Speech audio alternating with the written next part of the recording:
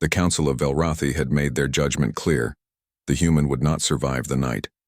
Seren stood in the center of the ceremonial pit, her breath forming small clouds in the frigid air of the arena. Above her, thousands of Velrathi eyes watched from tiered seating carved into the cavern walls, their bioluminescent markings pulsing with anticipation. These towering reptilian beings had conquered 47 star systems, and their customs were as ancient as they were brutal. The human claims she can unite what cannot be united, High Arbiter Thesek announced, his voice reverberating through the chamber. She will face the Kresh cubs. If they accept her, we will hear her petition for alliance. If not, he left the sentence unfinished. Everyone knew what happened when Kresh cubs rejected an offering. The gate opposite Seren groaned open and 5 cubs emerged. The audience murmured. Kresh were apex predators from Velrath Prime's poison jungles. 12 feet of scaled muscle, venomous fangs, and territorial rage. Even as cubs, they were the size of earth bears, with obsidian claws that could shred starship hull plating. They had been starved for 3 days as tradition demanded.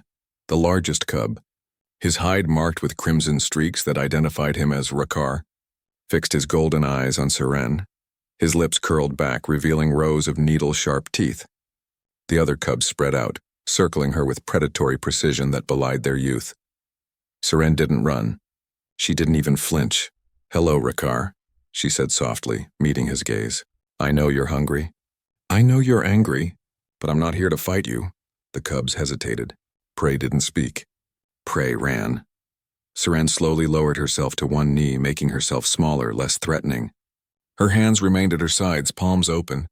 "I've studied your kind for 2 years. I know your mother was killed by poachers. I know you've been caged, tested, treated as weapons instead of the intelligent beings you are." Rakar's growl deepened, but he didn't attack. Something in the human scent was wrong. There was no fear chemical, only sadness. Only understanding. "The Velrathi think strength means domination," Seren continued, her voice carrying across the suddenly quiet arena. "But humans learned something different. We learned that true strength comes from protecting those who cannot protect themselves. From choosing loyalty over instinct." She reached slowly into her jacket. Every guard in the arena tensed, weapons raised. Seren withdrew a small device and pressed it.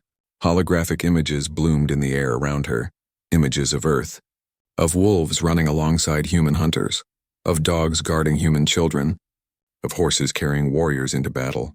On my world, we call it bonding. Your ancestors were like my ancestors, alone, fighting to survive. But we found each other.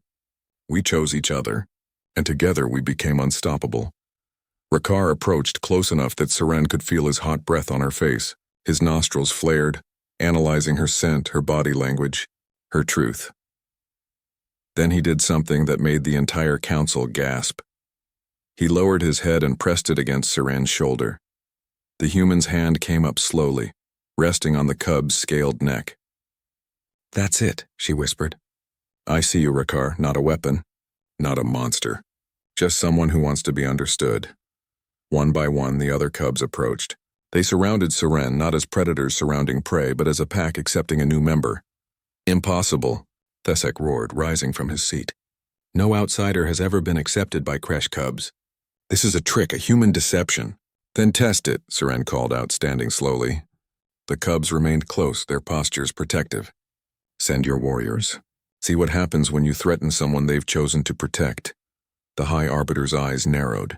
He gestured, and 6 Velrathi soldiers dropped into the arena, plasma rifles trained on Seren. "Stand aside, beasts," one soldier commanded. "The human dies for her presumption." Rakar's response was immediate.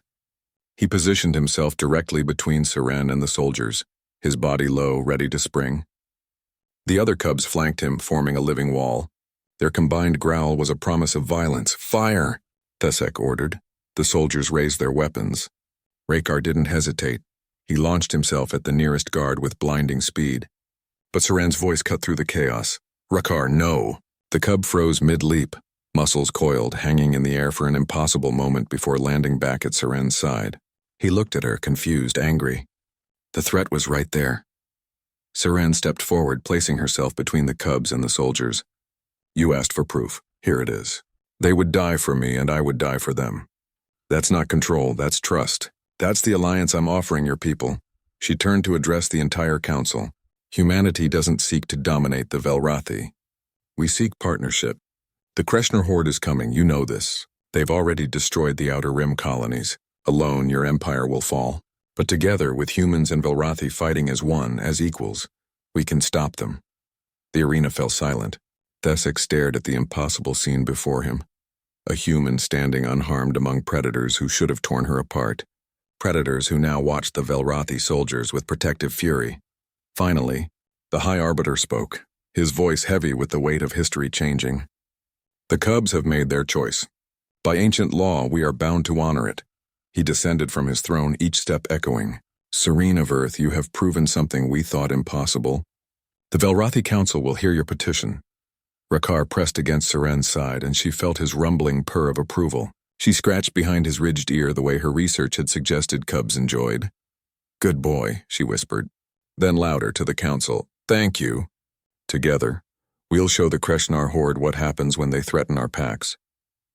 3 months later, when the horde arrived at the Velrathi homeworld, they found something they'd never encountered before. Velrathi warships flying in formation with human cruisers.